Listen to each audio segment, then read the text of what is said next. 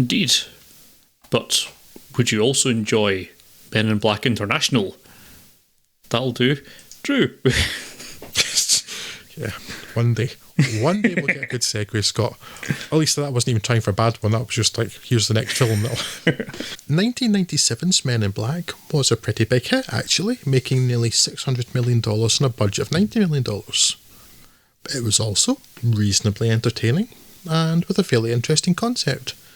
But it didn't feel at the time that it would become a franchise. Rather, it felt more of a one-and-done sort of thing.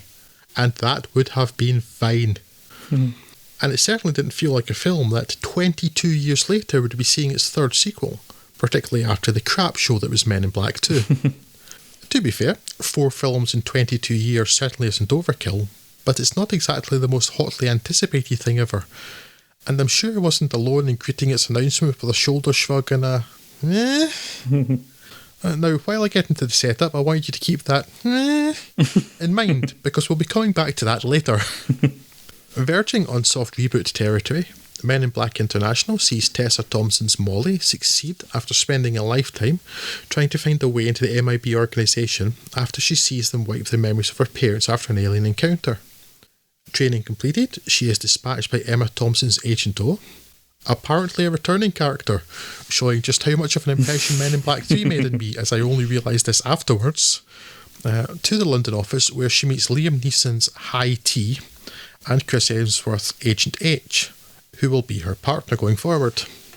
Their first assignment together goes disastrously wrong and culminates in her receiving a warning about trust, along with a highly sought after weapon with literally the power of an entire star. The warning brings her to the conclusion that there's a mole in the MIB, and you will absolutely not have worked out who it is 5 minutes before you even knew there was a mole.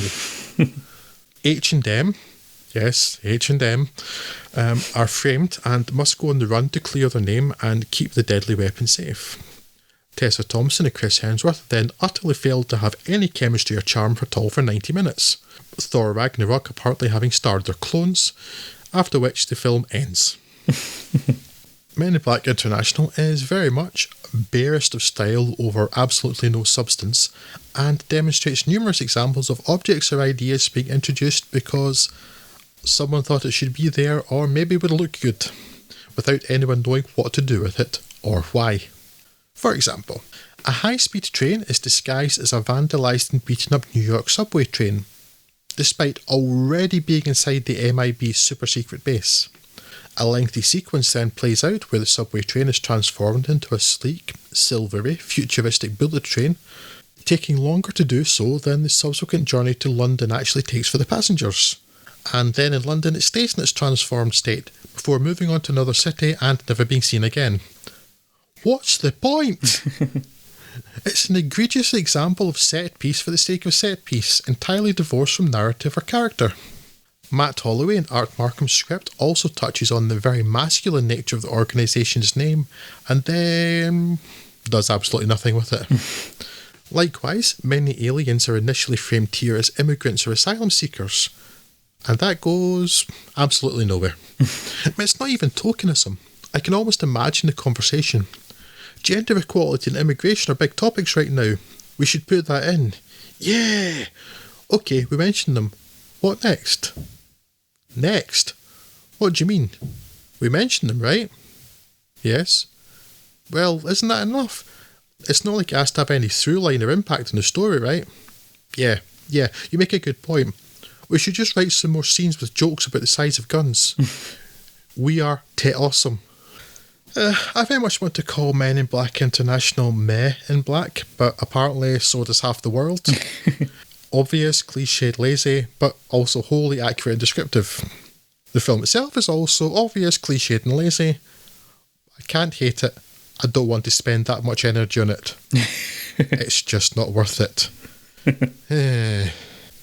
Yes, I couldn't even muster the enthusiasm to drag myself to the cinema to watch it. It's it seems like a bad idea and something that didn't really need to be revisited. And I don't know. I suppose I had allowed myself a little bit of hope because the Thor double act was so good.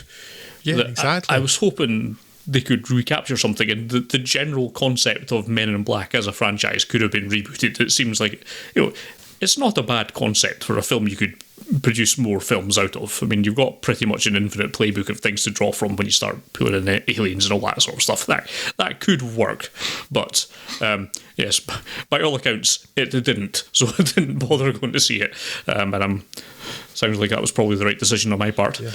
You'll probably have seen, Scott, before Men in Black International came out, there was a run where they had Tessa Thompson and Chris Hemsworth doing kind of to the audience bits before films. Where they looked like they'd never met each other before. Yeah. Well, that's exactly how they are through the whole film. So if you've seen those, you know exactly how much they lack any chemistry or charisma during the film. Yeah, that's a pity. That's all those, and I thought they look like they're basically contractually forced to do this or something. They're not happy to be there. Yeah. But no, it's like they're like completely two different. It's like two completely different people from how they were in Thor Ragnarok. It's bizarre. No, that's a shame. Yeah, but it did terribly at the box office. Absolutely pilloried in reviews. Probably slightly harsher than it deserves, but there's just not really any reason to care about it or anything in it.